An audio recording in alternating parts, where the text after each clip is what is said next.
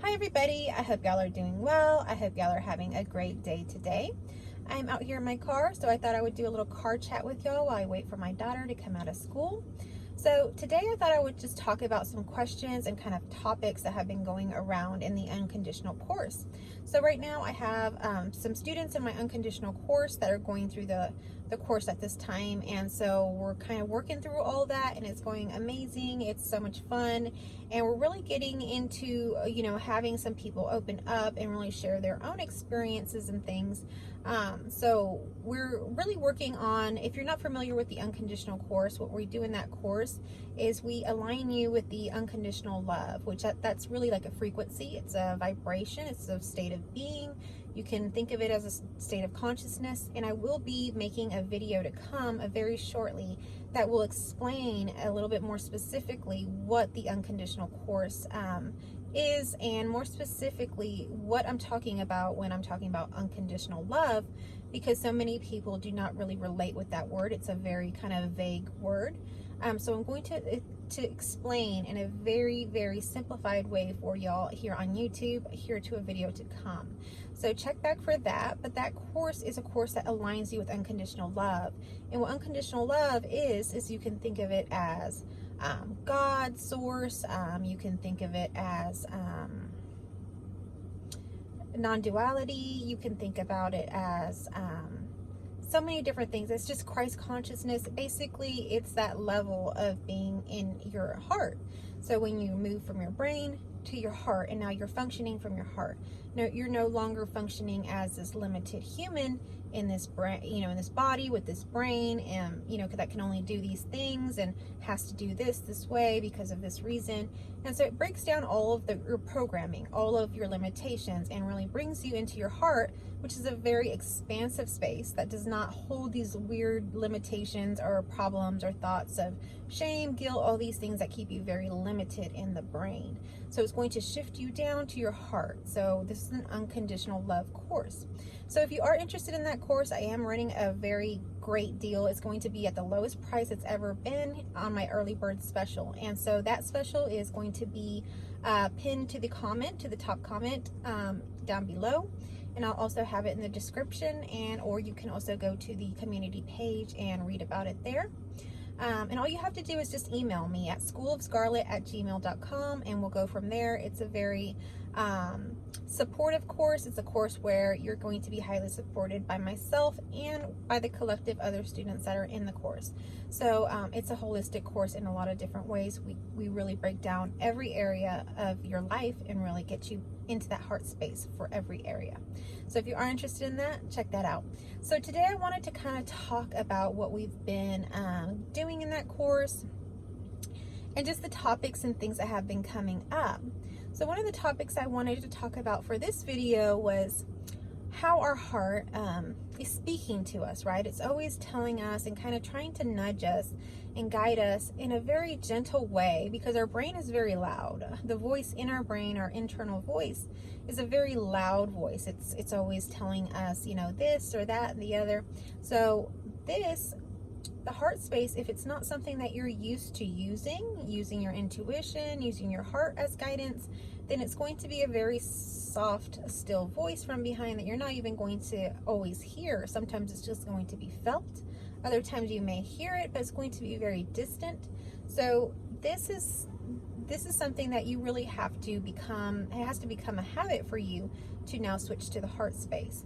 And for some people, that switch happens very, very quickly. It happens in an awakening. It happens in a shift of some kind, that they shift into their heart space. And for the most part, they function out of that space.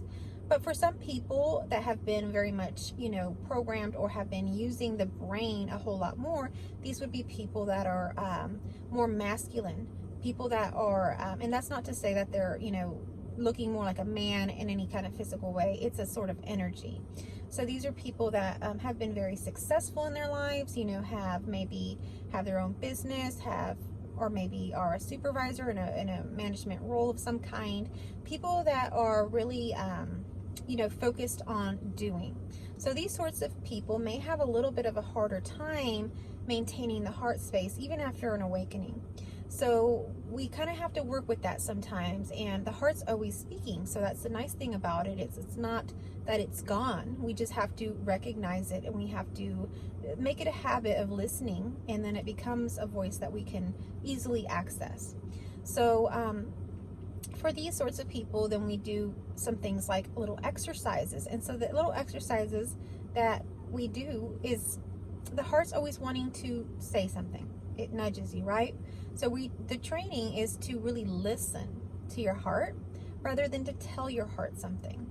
Because what ends up happening is the heart speaks to us and says something to us. For example, you're too tired, maybe go lay down, or, cancel that meeting, you need to rest. Or it nudges you with something about something like this, and we say no. We hear it, but we say no, we need to do that. We already made that commitment, or we're going to miss out on, some opportunity that's going to bring us money, or some kind of something that we need. So we're always, listening to the heart in some ways. We are actually listening to the heart, but we're telling the heart something else. So rather than listening and telling your heart, we just want to listen to our heart. And when we listen to our heart, we want to take aligned action with our heart. So we're going to listen to our heart, and that validates the desire of whatever your heart wants. And it's you saying, oh, I see you. I see that you want to rest.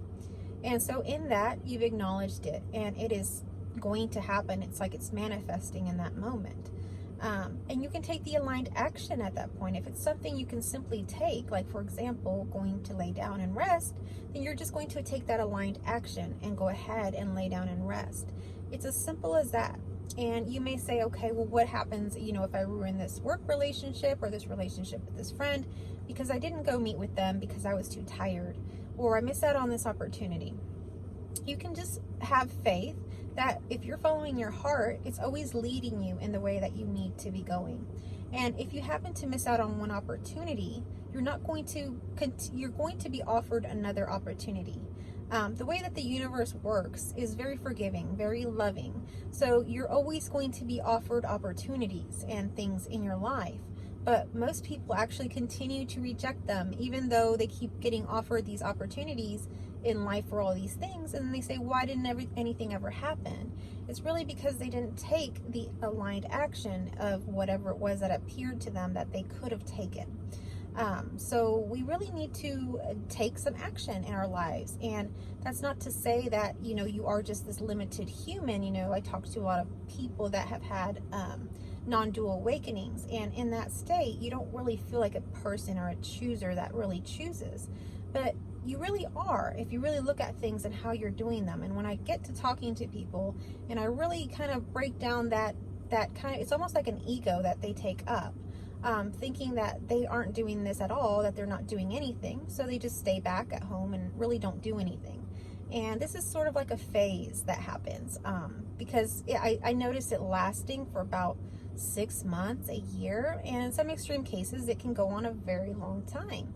And in this state, what's happening is you're actually rejecting life because you're not taking aligned action with those things that are coming your way because you're thinking that you can't choose them.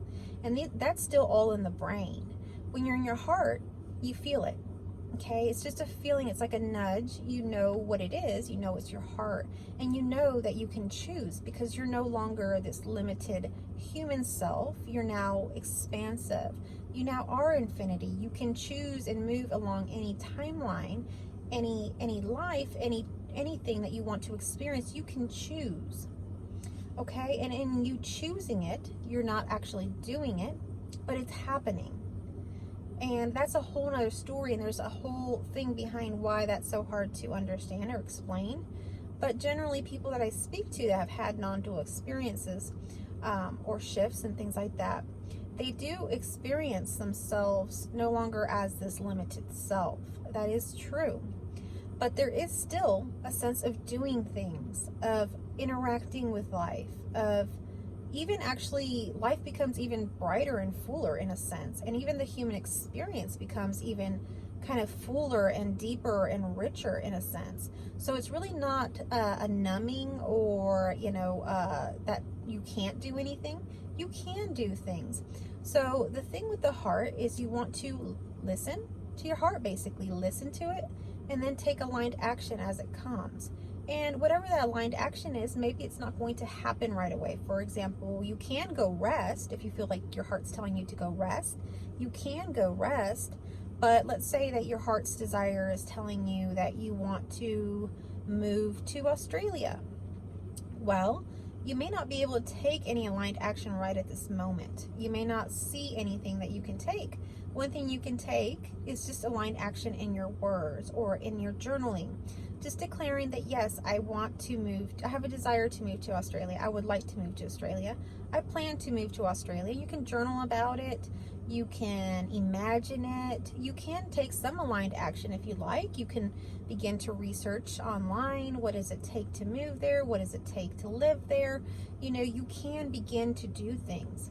So you want to go ahead and begin to realize that you are able to choose things in life. And in not doing anything at all, nothing will happen. You know, it will just be what it is. It's not any better or worse than any experience.